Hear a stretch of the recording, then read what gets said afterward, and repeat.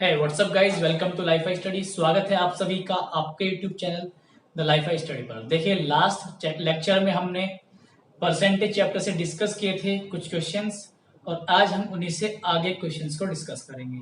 Last में 44 तक discuss किया था और मुझे पूरा पक्का विश्वास है कि आप लोग बहुत ही ईमानदारी से लेक्चर को देख रहे हैं, नोट्स बना रहे हैं, ठीक है। और जो मैं करने के लिए कहता हूँ हर वो चीज आप कर रहे हैं, ठीक है। तो इसी उम्मीद के साथ अगर आपका रिस्पॉन्स अच्छा रहता है, आप मेहनत करते हैं, तो मैं आपको लेक्चर्स प्रोवाइड कराता रहूंगा। तो चलिए स्टार्ट करते हैं। देखिए, क्वेश्चन होगा अब हमारा, लास्ट लेक्चर में हमने डिस्कस किया था 44 तक, आज हम स्टार्ट करेंगे 45 से, ठीक है। तो क्वेश्चन नंबर 45 से हम डिस्कस करेंगे। देखिए जरा ध्यान से, आज के जो क्वेश्चन है वो एक बेसिक पॉइंट पर आधारित है।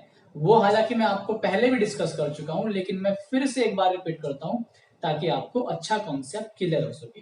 तो ध्यान से देखिएगा, मैंने आपको बताया था सक्सेसिव के बारे में। क्या बताया था मैंने आपको? सक्सेसिव के बारे में, ठीक है। तो एक बात का आप ध्यान रख के चलो।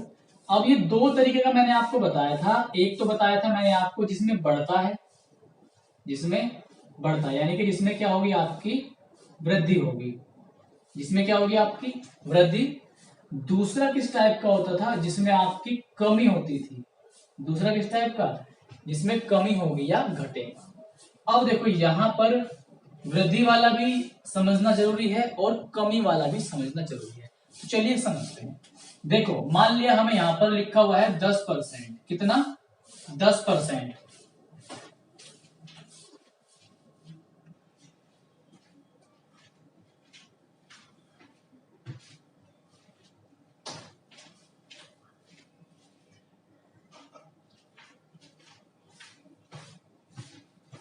तो देखिए, जैसे मान लिया 10% लिखा हुआ है, ठीक है, और उसने कहा वृद्धि। उसने क्या कहा? वृद्धि के लिए। सपोज कीजिए एक व्यक्ति कह रहा है कि 10% वृद्धि होती है हर साल। मान के चलो कोई वस्तु है और उस वस्तु के मूल्य में हर साल 10% की वृद्धि होती है, ऐसा उसने कहा। ध्यान से सुनो, मैं फिर से रिपीट करता हूं। एक व्यक्ति ने कहा या दुकानदार ने कहा कि ये वस्तु है, ये मान लीजिए मार्कर है, इस मार्कर के मूल्य में हर साल कितनी वृद्धि होती है? 10% की। तो अब आप बस इसका मतलब समझो। 10% का मैंने आपको कितना मीनिंग बता रखा है? 1/10 बता रखा है, 1/10। तो इसका मीनिंग क्या निकलता है? जो नीचे वैल्यू है, ये वैल्यू होती है हमेशा आपकी ओरिजिनल वैल्यू। कैसी? Original value. ओरिजिनल वैल्यू को हिंदी में समझें तो प्रारंभिक मान या मूल मान। क्या मतलब है इसका? प्रारंभिक मान या मूल मान। तो इसका मीनिंग ये निकलता है कि उस वस्तु का मूल्य शुरुआत में कितना था? 10 रुपए। वृद्धि होने से पहले उस वस्तु का मूल्य कितना था? 10 रुपए। लेकिन हर साल 10% की वृद्धि होती है। तो वस्तु कितने की थी शुरुआत में? 10 रुपए की। इस 10 रुपए की वस्तु में 10% वृद्धि हो रही है। जब आप 10 का 10% निकालोगे तो कितना आएगा? 1 आएगा। इसका मतलब 10 रुपए की वस्तु में 10% की वृद्धि हुई और वो वृद्धि कितनी है? 1। तो 10 था शुरू में मूल्य उसका, लेकिन 10 वाली वस्तु में 1 रुपए की वृद्धि हो गई। तो अगले साल वो 10 वाली वस्तु कितने की होगी? 11 की होगी। समझे? चलो एक और मैं आपको एग्जांपल दे रहा हूं इसी तरीके का, समझना ध्यान से। अगर आप एक बार अच्छे से समझ लोगे तो फिर आपको कभी भी दिक्कत नहीं आएगी। ये जो बुक मैंने स्टार्ट की है उन बच्चों के लिए स्टार्ट की है जो बिल्कुल अभी बेसिक लेवल पर ही अटके पड़े हैं, जिनकी भी शुरुआती है या जो इस बुक को करना चाहते हैं।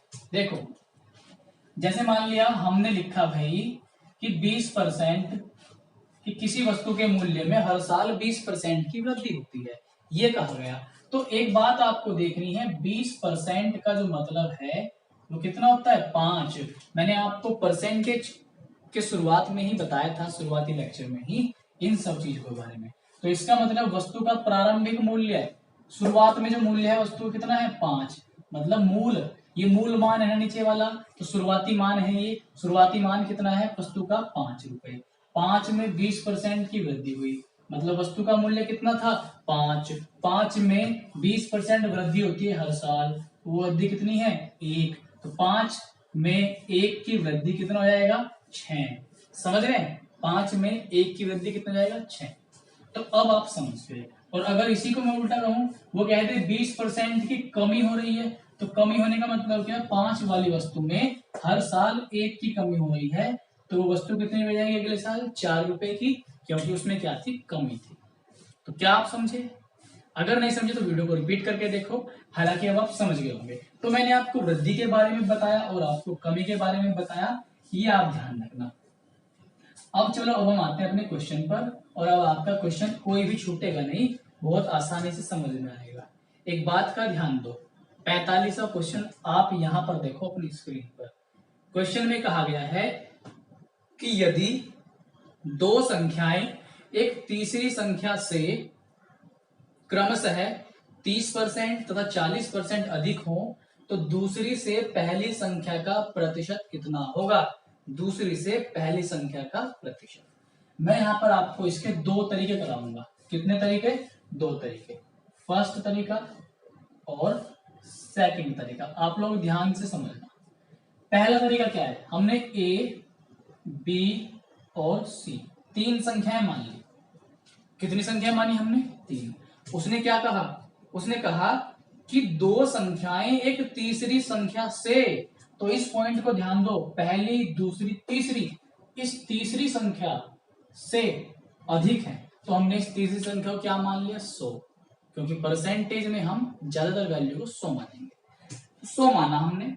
अब इससे पहली संख्या कितनी अधिक है? 30। तो मुझे बताओ 100 से 30% अधिक, 100 से 30% अधिक होने का मतलब ये है कि 100, अगर ये 100 है तो ये कितनी होगी? 30। और दूसरी वैल्यू कितनी है? 40% अधिक। इसका मतलब अगर ये 100 है तो ये कितनी होगी? 140। समझ गए क्या? ठीक है, चलो। तो उसने अब क्या कहा, लास्ट में क्वेश्चन में कहा, तो दूसरी से, ध्यान देना, मेरे शब्दों पर ध्यान देना, दूसरी से पहली संख्या का प्रतिशत कितना है? दूसरी से कहा है, तो दूसरी क्या है? 140। दूसरी क्या है? 140। तो दूसरी संख्या से कहा, जिससे कहेगा वो कहाँ आएगा? नीचे। तो 140 कहाँ आया? नीचे। जिससे कहे या जिसका कहे वो नीचे आएगा। दूसरी से किसका पूछा है? पहली का। और पहली कितनी है? 130। प्रतिशत के लिए हम लोग क्या करते हैं? 100 से क्या करते हैं? गुणा। तो अब देखो, 0 से 0 काट दो, 2 सत्ते 14, और ये कितनी बार कटा? 50 बार। ठीक, 50 की और 13 की जब आप मल्टीप्लाई करेंगे, ये आएगा आपका 650/7। 7 से भाग दो, 7 निम 63। 7 निम कितना? 63। और 2 इधर चले गए, कितना हुआ? 20। तो 7 दूनी 14, और बचे कितने? 6 और बटे 7। ये आ गया 92 सही 6/7। समझ गए क्या? एक चीज समझो, ये भाग देना जिस बच्चे पे नहीं आता वो ध्यान से समझ लो कि इसको भाग कैसे दिया। यहां समझो, ऊपर ये भाग कैसे दिया? 650 को हमने भाग दिया 7 से, तो 7 निम 63 हो गया, 9 आया। ठीक, बचा कितना? 2। फिर 0 उतारा, 7 दूनी 14, बचा कितना? 6। तो जितनी बार भाग गया, जितनी बार भाग गया वो तो हम यहां लिखते हैं, जो बचा वो ऊपर और जिससे दिया वो नीचे। समझ गए भाग करना? ठीक है, तो आपका आंसर आया 92 सही 6/7। अब देखो दूसरा तरीका। दूसरा तरीका देखो आप, उसमें आपको मजा ही आ जाएगा। देखो, उसने कहा कि 30% अधिक है, ठीक, और 40% अधिक है। 30% अधिक है और 40% अधिक है एक तीसरी संख्या से। अब एक बात मुझे बताओ आप, मैंने आपको क्या बताया था? इधर देखो, मैंने आपको बताया था 30% का मीनिंग क्या है? 3/10। ये मैं शुरुआत में फर्स्ट लेक्चर में बता चुका हूं कैसे कैसे निकालते हैं। एक बार फिर सुन लो, जब 10% 1/10 है, तो 10 का कितना गुना है? 3 गुना। तो 1 का भी कितने गुना होगा? 3 गुना। समझ रहे हो? अगर इसी को 40% करना हो तो 1 का कितने गुना हो जाएगा? 4 गुना। समझ रहे हो क्या? चलो, मैं तो कोशिश कर रहा हूं आपको समझाने की, आप भी ध्यान देकर चलो। तो इसका मतलब क्या है कि वो संख्या कितनी है? 10। 10 है वो संख्या, तो 10 से कितना अधिक? 3, तो कितना हो गया? 13। तो जो तीसरी संख्या है वो क्या है? हमारी 10। चलो तीसरी से भी थोड़ा सा और समझो। 40% का मीनिंग क्या है? 40% का मीनिंग है 4/10। समझ रहे हो? 4/10। यहां पर भी 10 है, यहां पर भी 10। इसका मतलब वो संख्या हो गई हमारी, जो तीसरी संख्या वो कितनी है? 10 है। तो हमने तीसरी संख्या क्या मान ली? 10। तो 10 से 3 अधिक क्या हो गई? 10 से 3 अधिक हो गई 13, और 10 से 4 अधिक हो गई 14। समझे? पहली, दूसरी, तीसरी, ये आ गया हमारे पास। उसने कहा दूसरी से पहली कितने प्रतिशत है? दूसरी क्या है? 14। पहली कितनी है? 13। परसेंटेज के लिए क्या करते हैं हम लोग? 100 से मल्टीप्लाई कर देते हैं। 2 सत्ते और 2 से 50, फिर से वही आएगा 650/7। सॉल्व करेंगे तो 92.6/7 आ जाएगा। समझ गए? तो रिपीट करके भी आप देख सकते हैं अगर आपके कम समझ में आया है तो। चलिए अगला क्वेश्चन देखते हैं हम। Question number next. नोट्स बना करके चलें तो अच्छा समझ में आएगा। बहुत अच्छे से मैं आपको समझाता हूं, उतना ही अच्छे से आप लोग तैयारी करें। देखिए अगला क्वेश्चन आपका है क्वेश्चन नंबर 46। 46वें क्वेश्चन को ध्यान से समझना। आप लोग अपनी स्क्रीन पर देखें, आपको दिखाई दे रहा होगा। क्वेश्चन नंबर 46 में बोला गया है दो संख्याएं एक तीसरी संख्या से 12.5% तथा 25% अधिक हैं। पहली संख्या दूसरी संख्या का कितने परसेंट है? ठीक, तो एक बात ध्यान दो, दोनों तरीके से हो जाएगा। मैं 12.5 लिखा, ठीक, और मैंने यहां पर लिखा 25%। ठीक, अब यहां पर एक चीज का आप ध्यान देंगे। उसने कहा 12.5% और 25% अधिक है तीसरी संख्या से। 12.5% का मतलब मैंने आपको क्या बता रखा है? 1/8। पहले लेक्चर में बता रखा है सब कुछ। जिसने वो पहला लेक्चर नहीं देखा तो सबसे पहले पहला देखे, उसके बाद दूसरा, तीसरा, इस तरीके से देख के चले तो बहुत अच्छा समझ में आएगा, वरना फायदा नहीं होगा आपको। 25% का मतलब मैंने आपको क्या बता रखा है? 1/4। देखना, ध्यान समझना, आंसर आएगा बहुत अच्छे से। 12.5 का मतलब 1/8, 25% का मतलब 1/4। एक बात मुझे बताओ, ये 4 है ना, इसको 8 बना लो, नीचे भी 2 से गुना कर दो, ऊपर भी 2 से, कितना हो गया? 2/8। समझ गए? तो 8 यहाँ पर भी सेम है, 8 यहाँ पर भी सेम है। इसका मतलब तीसरी संख्या क्या हो गई हमारे पास? 8 हो गई। अब 8 से 1 अधिक, तो पहली संख्या क्या है? 9। जो पहले देगा वो पहली संख्या, जो दूसरे में देगा वो दूसरी संख्या। 8 से 2 अधिक 10, तो ये दूसरी संख्या। क्लियर हुआ? उसने क्या कहा? पहली संख्या दूसरी का कितने प्रतिशत है? पहली संख्या दूसरी का, दूसरी का, जिसका कहे वो कहाँ आएगा? नीचे। पहली, समझ गए क्या? क्या समझ में आ रहा है? पहली संख्या, दोबारा से पढ़ेंगे क्वेश्चन को। उसने कहा कि पहली संख्या दूसरी का, दूसरी का, ध्यान से सुनो, दूसरी का, जिसका कहे वो नीचे और 9 ऊपर। परसेंट के लिए आप क्या करते हैं? 100 से मल्टीप्लाई, 0 से 0 कट गए, कितना आ गया? 90%। तो यही आपका आंसर होगा, 90%। बिल्कुल मैंने क्लियर कर दिया। आप इसे 100 मान के भी कर सकते हैं, आप उसको खुद ट्राई करना। ठीक है, अब हम चलते हैं अपने अगले क्वेश्चन पर। ठीक, तो इसका आंसर 90 हो गया। अगला क्वेश्चन हम देखते हैं। जिस बच्चे को पीडीएफ चाहिए इस चैप्टर की, वो टेलीग्राम ग्रुप ज्वाइन करे हमारा, वहां पर आपको इस चैप्टर की पीडीएफ मिल जाएगी पूरी की पूरी, एकदम निःशुल्क। ठीक, ग्रुप ज्वाइन करें, वहां पर मिलेगी। ठीक है, अगला क्वेश्चन आप देखिए। क्वेश्चन नंबर है अब आपका 47वां, और 47वां भी अच्छा क्वेश्चन है। 47 में कहा गया है 1/2%, 1/2% का मान भिन्न दशमलव भिन्न में क्या होगा? 1/2% का मान दशमलव भिन्न में, यानी कि इसको सोल्व करना, दशमलव भिन्न में आंसर निकालना है। एक बात देखो, 1/2 ही हो गया। परसेंट जब हटता है, परसेंट जब हटता है तो नीचे क्या लगाते हैं हम? 100। शुरुआती लेक्चर में बताया था अगर परसेंटेज हटाना हो 100 से भाग करते हैं। एक बात देखो, यहाँ पर 1/2 कितना आएगा आपका? क्या 0.5 आएगा? ठीक है, नीचे क्या आ गया आपका? 100।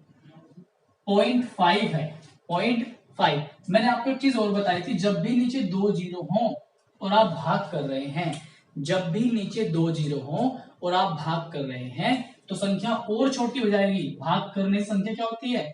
छोटी। तो संख्या और छोटी होगी। 0.5 है, 0.5 और छोटा होगा 100 से भाग करने पर। कितने जीरो है? 2।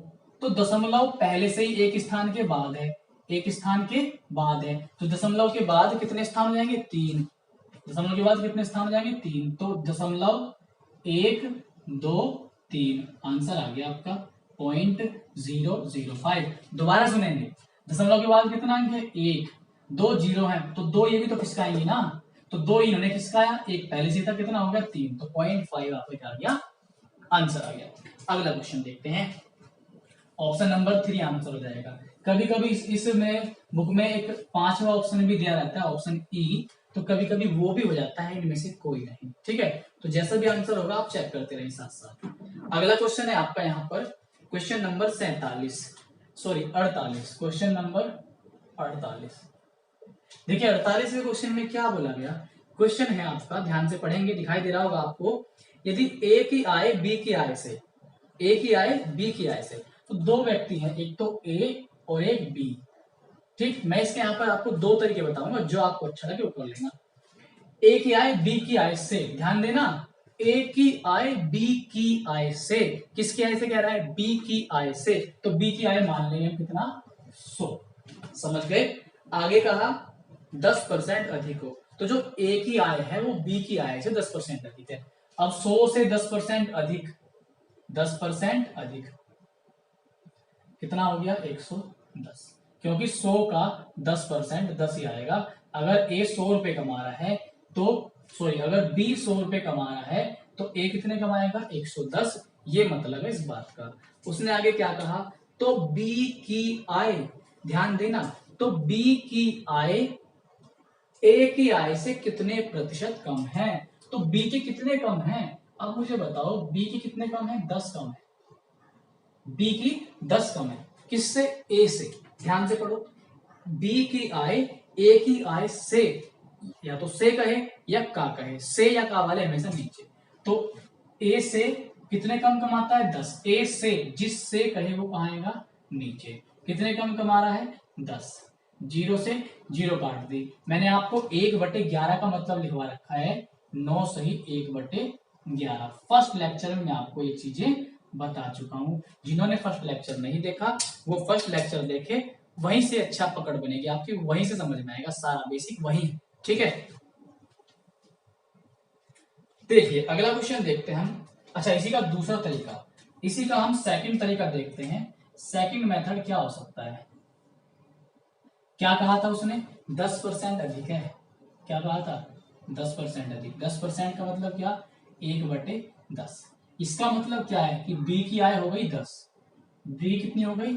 10, और ए की आय 10 से 1 अधिक है, बी से 1 अधिक, ए कितना हो गया? 11। तो उसने कहा कि ए की आय से बी की कितने कम है? 1 कम है, तो 11 से 1 कम, 11 से 1 कम का मतलब है 9 सही 1/11%। ये आपका क्या होगा? आंसर होगा। दोनों केस में सेम आंसर आएगा। जो आपको अच्छा लगे, जो आपको पसंद लगे, आप उससे कर सकते हैं। ठीक है, अगला क्वेश्चन देख लेते हैं यहाँ पर। अगर आपको अच्छी पकड़ करनी है मैथ में तो जितना हो सके आप प्रैक्टिस करें, तो ही आपका अच्छा समझ में आएगा। प्रैक्टिस ज्यादा से ज्यादा करें। अगला क्वेश्चन देख लेते हैं हम 49। ठीक है, 49। हम यहाँ पर प्रैक्टिस करेंगे बहुत सारे क्वेश्चंस की, तो आपको बहुत अच्छा समझ में आएगा। फ्री ऑफ कॉस्ट है, मजा लीजिए पढ़ाई के साथ साथ। देखिए अगला क्या है? 49वां क्वेश्चन। यदि नीता का वेतन पायल के वेतन से, ध्यान देना, नीता और पायल, दो लड़कियों की बात है, नीता और पायल की। उसने कहा नीता का वेतन पायल के वेतन से 25% अधिक हो। किसके वेतन से? पायल के वेतन से अधिक है, तो पायल का वेतन मान लो 100, तो नीता कितना हो गया? 25, 125, क्योंकि 100 से 25% क्या है? अधिक है। 100 से 25% अधिक, इसका मतलब 25 अधिक। तो अगर पायल 100 कमा रही है तो नीता कितने कमाएगी? 125। समझे? ठीक, आगे देखिए, नीता के वेतन से कितने प्रतिशत कम है? तो पायल का जो वेतन है, उसने कहा कि पायल का वेतन नीता के वेतन से कितना कम है। भाई नीता के वेतन से तो 25 ही कम है, ठीक। अब उसने क्या कहा, कितने प्रतिशत कम है, तो 125 से कितना कम है, 25। 125 से कितना कम है यहाँ पर, 25। तो 25 ही कम, 25, 25 पंजे 125, कितना बचता है आपका 1/5। और 1/5 का मतलब मैंने आपको बता रखा है 20%। अगर आपको ऐसे समझ में नहीं आ रहा, याद नहीं किया आपने, तो 1/5 में मल्टीप्लाई कर दो 100 की, 500 को कितनी बार काटेगा, 20%। तो भी बात एक ही होती है, समझे। चलिए हम देख लेते हैं अगला क्वेश्चन, या इसी क्वेश्चन को आप दूसरे तरीके से करना चाहें, दूसरे तरीके से भी हो जाएगा। देखो उसने क्या कहा, 25% अधिक है। 25% का मीनिंग क्या बनता है आपका, 1/4। तो अगर पायल का वेतन 4 रुपए है, तो 4 से 1 अधिक 5, ये कौन होगा, नीता का वेतन। तो नीता के वेतन से पायल का वेतन कितना कम है, 5 से कितना कम है, 4, 1 कम है। तो उसने क्या कहा, 5 पर से 1 कम है, इसका परसेंट बताओ कितना हो गया आपका, 20%। ठीक है, समझ गए क्या, पक्का। दोनों मेथड ध्यान रखना, बहुत अच्छे से समझा रहा हूँ, 1% की भी दिक्कत नहीं आएगी। जो अपने यहाँ ऑफलाइन क्लासेस चलती है हमारे यहाँ भी मैं ऐसे समझाता हूँ, और बच्चे बहुत ज्यादा सीखते हैं। तो मैं उम्मीद करता हूँ कि आप लोग भी बहुत ज्यादा सीखेंगे। हमारा यहाँ पर अपने क्षेत्र में कोचिंग सेंटर है, और उसका नाम भी क्या है, द लाइफ आई स्टडी। ठीक, चलिए हम देख लेते हैं अगला question, question number 50। Question number 50 में क्या कहा गया, यदि ए की आय बी की आय से 30% अधिक हो। 50 में कहा ए की आय बी की आय से, ए बी कितने अधिक है, 30%। तो एक बात ध्यान देना, 30% का मीनिंग क्या बता रखा है, मैंने आपको बता रखा है 3/10। तो उसने ये कहा ए की आय बी की आय से 30% अधिक, किसकी आय से, बी की। तो इसको ये बी की मान लो, ये क्या हो गया, 10 क्या है, बी की वैल्यू है, और 10 से 3 अधिक कितना हो गया, 13। तो ये किसकी आय हो गई, ए की। अब वो क्या कह रहा है आगे, वो ये कह रहा है तो बी की आय ए की आय से कितने परसेंट कम है। तो 13 से कितना कम है, 10, 3 कम है ना, तो 13 नीचे आएगा और 3 ऊपर आएगा। परसेंट के लिए क्या करते हैं, 100 से मल्टीप्लाई, और जब आप 300 में 13 का भाग दोगे तो 13 दूनी कितना आएगा, 26, बचेगा कितना आपका 4, 13 तिया 39, बचेगा 1, और बटे 13, 23 सही 1/13%। ये आपका यहाँ पर राइट आंसर होगा, इसका मतलब ऑप्शन नंबर 3। समझ गए, आप इसे 100 मान के भी कर सकते हैं। तो दोनों तरीके से आपको करना है ताकि आप अच्छा सीख सके। ठीक, चलिए अगर आप ईमानदारी से मेरे लेक्चर फॉलो करते हैं तो मैं गारंटी ले सकता हूं कि आप ऐसा सीख लेंगे यहाँ से कि आप दूसरे को भी सिखा देंगे। समझ रहे हो, और वो भी बिना किसी दिक्कत के। ठीक, लॉकडाउन चल रहा है, आपको घर से बाहर नहीं जाना पड़ेगा, कहीं भी नहीं जाना पड़ेगा। चुपचाप आप बैठें, देखें, सीखें, नोट्स बनाएं और अपने पेपर को क्रैक करें, सिलेक्शन पाए। ठीक, साथ ही साथ अगर आपको हमारा ये जो प्रयास है, अगर आपको ये हेल्प दे रहा है जरा से भी, तो ज्यादा से ज्यादा आप इन लेक्चर्स को शेयर कीजिए, लाइक कीजिए, कोई दिक्कत हो तो आप कमेंट कीजिए। ठीक है, जहां भी आप पढ़ते हैं या पढ़ने का प्लान है या नहीं भी पढ़ रहे, लेकिन आप लेक्चर को ज्यादा से ज्यादा शेयर कीजिए ताकि हम इस फैमिली को और मजबूत बना सकें और अच्छे से हम यहाँ पर आपके लिए सेवा कर सकें। ठीक है, चलिए स्टार्ट करते हैं क्वेश्चन। अगला क्वेश्चन है, यदि अनिल की ऊंचाई दीपक की ऊंचाई से, अब दो बंदे हैं क्वेश्चन नंबर 51 में, एक अनिल है एक दीपक है। वो कह रहा है अनिल की ऊंचाई दीपक की ऊंचाई से 60% अधिक है। 60% अधिक है, याद करो 60% का मतलब मैंने आपको बताया था 3/5। देखो कैसे आया, 10% कितना आएगा, 1/10।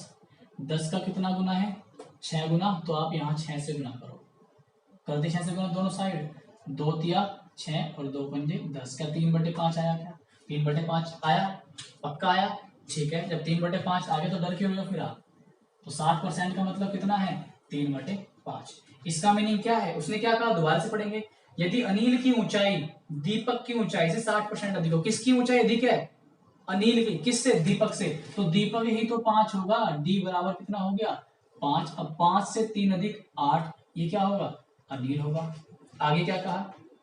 अनिल की तो दीपक की ऊंचाई अनिल की ऊंचाई से कितने % कम है? ध्यान दो, दीपक की ऊंचाई अनिल की ऊंचाई से कितना कम है? तो अनिल से कितना कम है? ये 3 कम है। अनिल की 8 है, तो 8 से 3 कम कितना % बैठता है?